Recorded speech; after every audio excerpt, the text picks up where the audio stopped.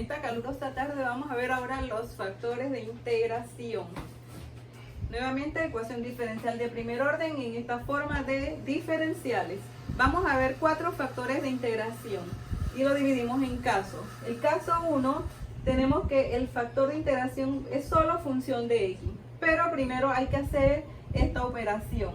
Vamos a calcular la derivada parcial de m con respecto a y menos la parcial de n con respecto a x, pero si al dividirla entre la n de aquí nos da una función de x, entonces el factor de integración va a ser e elevado a la integral de f de x por dx.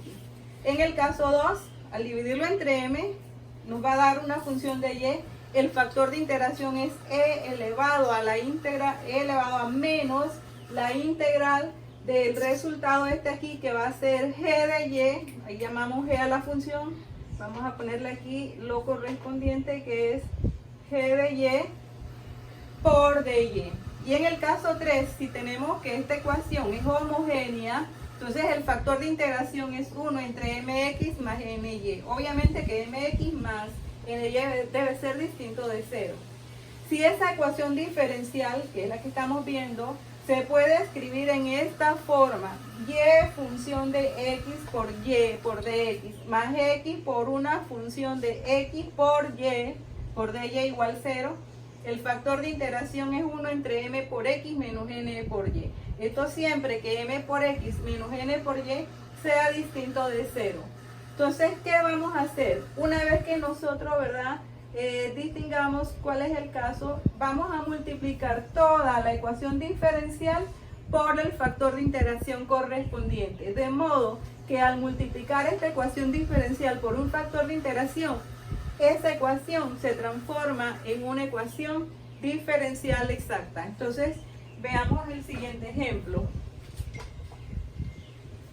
Recuerden que estamos viendo ecuaciones diferenciales de primer orden y cada uno de los métodos que vamos a resolver este ejemplo.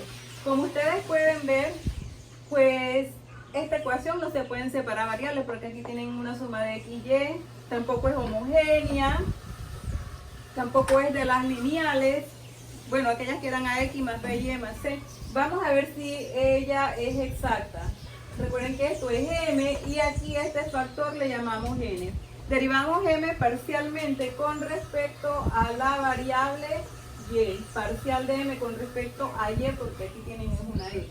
Entonces sería derivada de 3x es 0.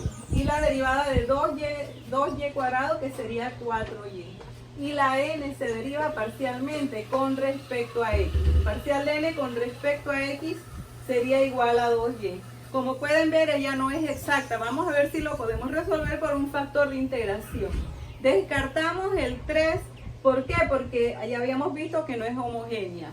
También descartamos el 4 porque el 4 nos dice que debe ser una función de x por y. Y aquí de partida este término es solamente x. Así que debe estar entre el caso 1 y el 2. Sea el 1 o el caso 2, siempre deben de hacer esta diferencia en el numerador, ¿verdad? Parcial de m con respecto a y menos parcial de n con respecto a x. Bueno, después vemos si es entre m o si es entre n. Esto queda pendiente. Tenemos entonces 4y menos 2y. Esto nos daría 2y. Entonces, obviamente no vamos a dividir entre m, porque es una suma de x y y, así que debe ser entre n.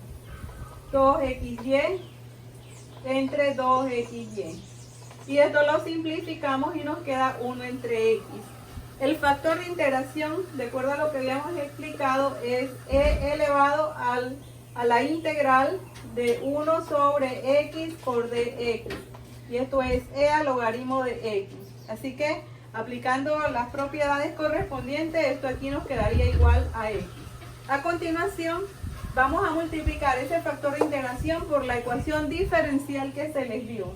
Entonces, multiplicando quedaría 3x al cuadrado más 2xy cuadrado por dx más 2x cuadrado y por dy igual a 0.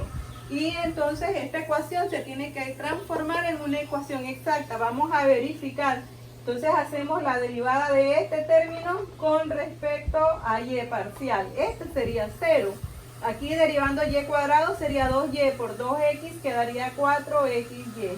Y aquí este término se deriva con respecto a la variable x. Parcial de n con respecto a x es 4x por y. Como pueden ver, ya la ecuación en que se redujo a una ecuación exacta. Entonces, vamos a resolverla por el método que habíamos visto, que era